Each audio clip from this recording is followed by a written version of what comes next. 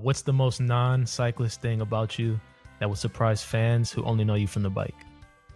I'm kind of one of those. We know that they're taking a risk by joining our team, being a new upstart, startup team, so to All right. speak. If you could relive just one day from your racing career, which stage or race day would you choose and why? Okay, can I pick two? We're here with cycling legend George Hincapie, man, who really doesn't need much introduction unless you're new to the sport. George, when we look at the state of American cycling now, I mean, I guess technically we have two World Tour level teams already in a pro road team, even though with the World Tour squads, the rosters aren't predominantly American.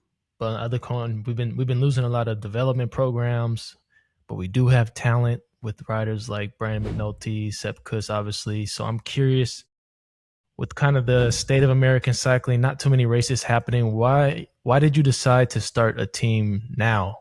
I think, well, why not now? It's, yeah, like you said, there's no U.S. racing. We have a ton of world-class American cyclists that are scattered all over the world tour. So our goal at Modern Adventure is like, hey, 3-4 years, get all these guys or as many as we can under the same umbrella and create like America's team again. I mean, we're certainly lacking that. We're lacking races here in the U.S. and it's a good moment. Like we can only get better from here, I think. No, I agree, and it's exciting to see you step up to the plate and take on that challenge. Obviously, performance plays a huge part in your decision when bringing on riders. But what were you kind of looking for in riders behind or beyond more than just like watts and their race results and things like that? Yeah, no, it's obviously we kind of tried to identify riders that we think are far from reaching their peak, that under our tutelage and our guidance, our coaching staff, the equipment we're provided, perhaps we can get them to their peak. So we're just hoping that we found some diamonds in the rough, so to speak. And also culturally we really put a lot of emphasis on trying to create a culture, a good ambiance for our guys, that everybody gets along, everybody kind of has a common goal in mind. And we know that they're taking a risk by joining our team, being a new upstart, startup team, so to speak. But I think they believe in the leadership team that we put together, and we're not jumping into 2026 being delusional, saying, "Hey, I want to win 10 races." Like, we know it's going to be a grind. We know we're probably going to get our asses kicked, but it's quite motivating for me to be part of a program that I could plan long term with, and be part of something new and something that hopefully can impact the sport of cycling here in the United States. And I read some articles where you stated you want the team to ride in the Tour de France within 5 years. Obviously, you just mentioned it's going to be a learning curve in the first year, figure some things out. But like, what milestones do you think you'll have to hit to know whether the team is on track towards that Tour de France goal or whether you need to readjust and maybe push it out?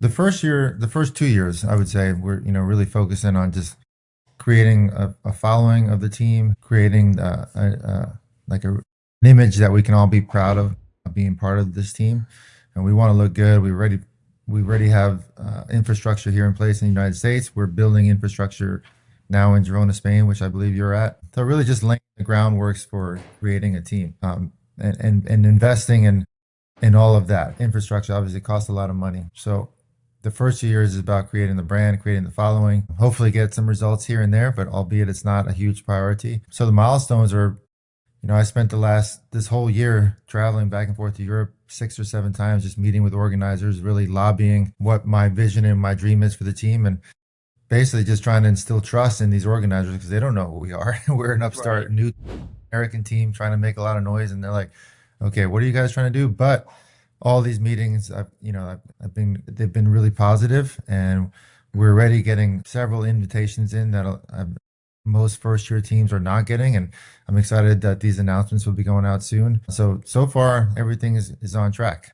Obviously, we're going to hit the ground running and try to show up looking as professional as we can.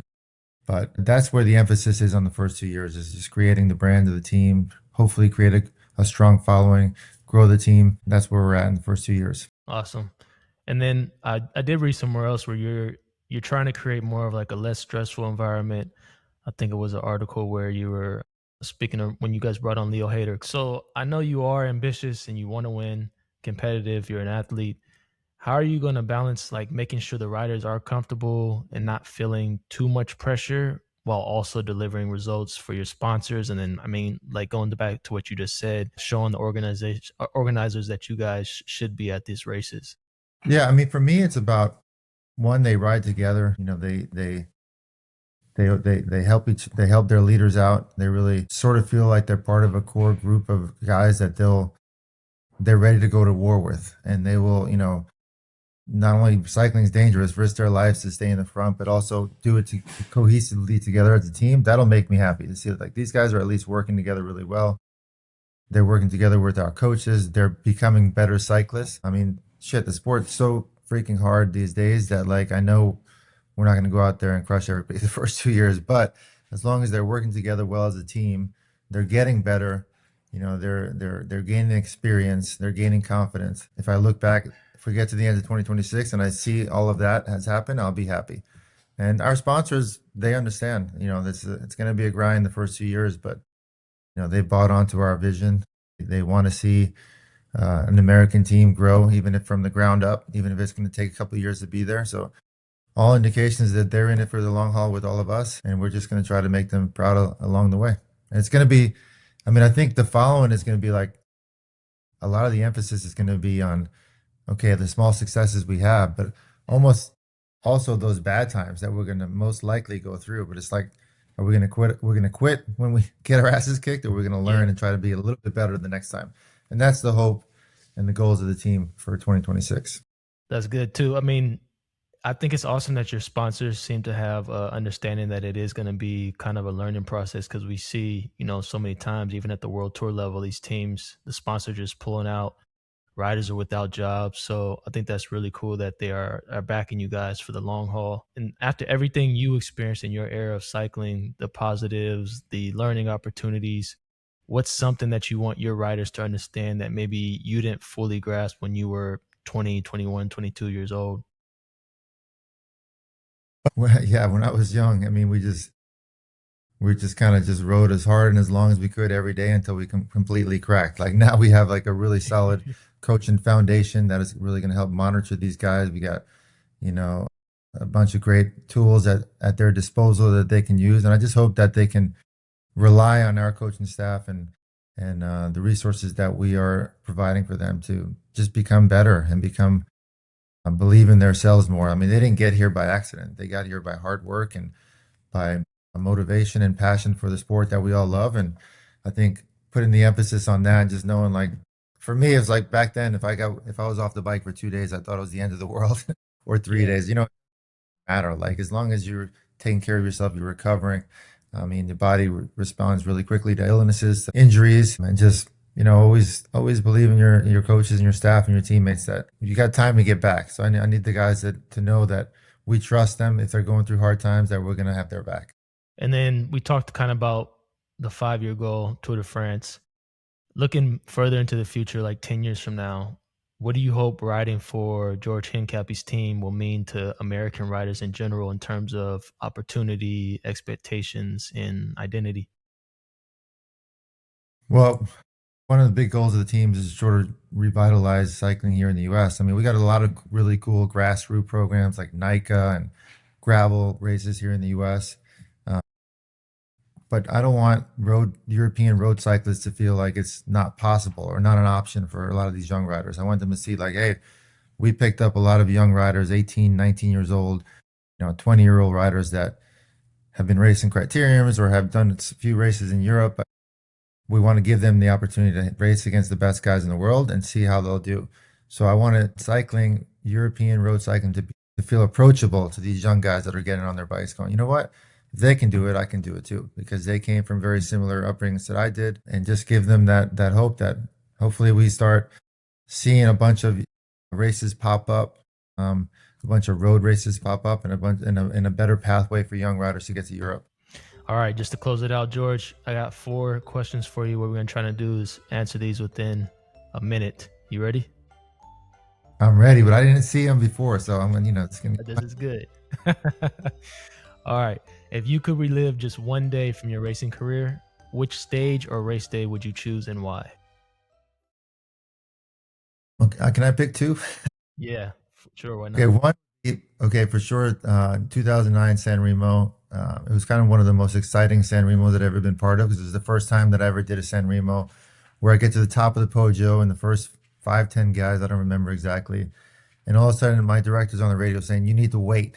So it was the first time I went down the Poggio basically with my brakes on, like watching 50 riders pass me. And at the end, it was just like this perfect moment where Mark Cavendish got on my wheel at the end and we just went from 2,500 meters to go until 500 meters to go. I brought him right to the front, and then he catapulted and won at the time the biggest race of his career. But for me, it was just really special to be a major part of that win, and also just seeing how hard he worked in Tirreno and just preparing for that race and the confidence he had was just one of the highlights, definitely, of my career. Of course, there's a ton of them, and I don't mean to discount any of the other ones or any of the other riders that I rode with, but it's one of the most exhilarating moments of my career. And then secondly, I would say just crossing the finish line of my last Tour de France, going, man, I survived this. I'm not dead. I'm Right. walking my limbs, and it's been a wild run, and I'll never have to suffer that bad again in my life. Those were probably two highlights that I can say right now. Okay. What's more nerve-wracking, lining up for your first Tour de France ever, or watching your riders from your own team race a huge event? I'd say they're pretty similar. I mean, obviously that was a long time ago before since I've done my first Tour de France, but there was definitely a lot of nerves there, a lot of excitement as well. And I'll be very similar now watching my guys race. And I get those nerves watching my son race too. So I'm quite used to and quite ready to know what to expect for 2026. All right. What's the most non-cyclist thing about you that would surprise fans who only know you from the bike? I'm kind of one of those delusional tennis players. I love tennis. I suck at it, but I play like 2 times a week, and I'm sort of addicted to the sport of tennis. I love watching it, love playing it. And it's about as different from cycling as you can get, but I just have a ton of respect for pro tennis players in the game. I love watching it, love playing it. No, I'm into tennis too. Who's your favorite tennis player? Man, it's hard not to like Alcaraz now. He's just young Yeah, and fierce, just crushes everybody. absolutely. All right, last question. You get a long cafe stop with any rider you raced with or against. Who are you inviting, and what are you going to order at the cafe? Whoa, man, I've been fortunate in my career to ride with some of the best in the world. I mean, starting from the early years with Sean Yates, Phil Anderson, Steve Bauer, of course, then Lance, and then Cadell Evans, Contador, Cavendish. It'd be fun to get in a room with all that whole group I just mentioned at a coffee shop, all 6 or 7 of them, and that would be an interesting conversation for sure. And I would probably order an Americano, just keep it simple. That's how I roll. You don't like the flat whites? I do on occasion. Yeah, I do. I can't say I don't like them, but at this particular time, I'd probably order an Americano. Awesome. We got to get you on that. Was it Sigma Sports the Cafe ride with all you guys? That'd be fun to watch. That would be. We're doing a community ride in Girona, January 16th. If you're around, you're welcome to come. Yeah, absolutely. I'll come by. And if you Yeah, guys are sure. watching this and you'll be in Girona during that time, come by, check out the team, meet Yeah. George. George, thanks so much for your time and for All speaking right. with me today. Sounds good. Thank you. Happy holidays.